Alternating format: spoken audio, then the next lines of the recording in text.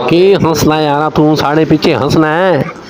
अब मैं यार होनी ड्यूटी तो आया तके त्रोठे गर्मी बड़ी डाढ़ी सी अज और सवा ग्रां जाना है यार। मैं आके चले सूप लवा है इनू जरा भिगो ले, इनू साफ करिए सवा इनू फैन के गरजूली। तुसी हंसते हो ओ यार, मैं हंसदा के दुआ वाए खुदा दा बनिया।